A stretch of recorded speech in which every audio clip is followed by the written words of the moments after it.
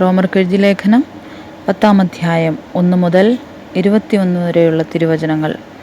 സഹോദരന്മാരെ, അവർ രക്ഷിക്കപ്പെടണം എന്ന് തന്നെ എൻ്റെ ഹൃദയവാഞ്ഛയും അവർക്ക് വേണ്ടി ദൈവത്തോടുള്ള യാചനയുമാകുന്നു. അവർ പരിജ്ഞാനപ്രകാരമല്ലെങ്കിലും ദൈവത്തെ സംബന്ധിച്ച് എരിവുള്ളവർ എന്ന് ഞാൻ അവർക്ക് സാക്ഷ്യം പറയുന്നു.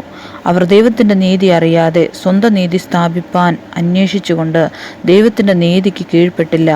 വിശ്വസിക്കുന്ന ഏവനും നീതി ലഭിപ്പാൻ ക്രിസ്തു ന്യായപ്രമാണത്തിൻ്റെ അവസാനമാകുന്നു. ന്യായപ്രമാണത്താലുള്ള നീതി സംബന്ധിച്ച് അത് ചെയ്ത മനുഷ്യൻ അതിനാൽ ജീവിക്കും എന്ന് മോശെ എഴുതിയിരിക്കുന്നുവല്ലോ. വിശ്വാസത്താലുള്ള നീതിയോ ഇവണ്ണമാകുന്നു: ക്രിസ്തുവിനെ ഇറക്കേണം എന്ന് വിചാരിച്ച് ആർ സ്വർഗത്തിൽ കയറുമെന്നോ, ക്രിസ്തുവിനെ മരിച്ചവരുടെ ഇടയിൽ നിന്ന് കയറ്റണം എന്ന് വിചാരിച്ച് ആർ പാതാളത്തിൽ ഇറങ്ങും എന്നോ നിന്റെ ഹൃദയത്തിൽ പറയരുത്. എന്നാൽ അത് എന്ത് പറയുന്നു? വചനം നിനക്ക് സമീപമായി നിന്റെ വായിലും നിന്റെ ഹൃദയത്തിലും ഇരിക്കുന്നു. അത് ഞങ്ങൾ പ്രസംഗിക്കുന്ന വിശ്വാസവചനം തന്നെ. യേശുവിനെ കർത്താവെന്ന് വായകൊണ്ട് ഏറ്റുപറയുകയും ദൈവം അവനെ മരിച്ചവരിൽ നിന്ന് ഉയർത്തെഴുന്നേൽപ്പിച്ചു എന്ന് ഹൃദയം കൊണ്ട് വിശ്വസിക്കുകയും ചെയ്താൽ നീ രക്ഷിക്കപ്പെടും. ഹൃദയം കൊണ്ട് നീതിക്കായി വിശ്വസിക്കുകയും വായകൊണ്ട് രക്ഷയ്ക്കായി ഏറ്റുപറയുകയും ചെയ്യുന്നു. അവനിൽ വിശ്വസിക്കുന്നവൻ ഒരുത്തനും ലജ്ജിച്ചു പോകുകയില്ല എന്ന് തിരുവെഴുത്തിൽ അരുളി ചെയ്യുന്നുവല്ലോ. യഹൂദനെന്നും യവനനെന്നും വ്യത്യാസമില്ല, എല്ലാവർക്കും കർത്താവ് ഒരുവൻ തന്നെ. അവൻ തന്നെ വിളിച്ചപേക്ഷിക്കുന്ന എല്ലാവർക്കും നൽകുവാൻ തക്കവണ്ണം സമ്പന്നനാകുന്നു. കർത്താവിൻ്റെ നാമത്തെ വിളിച്ചപേക്ഷിക്കുന്ന ഏവനും രക്ഷിക്കപ്പെടും എന്നുണ്ടല്ലോ. എന്നാൽ അവർ വിശ്വസിക്കാത്തവനെ എങ്ങനെ വിളിച്ചപേക്ഷിക്കും? അവർ കേട്ടിട്ടില്ലാത്തവനിൽ എങ്ങനെ വിശ്വസിക്കും?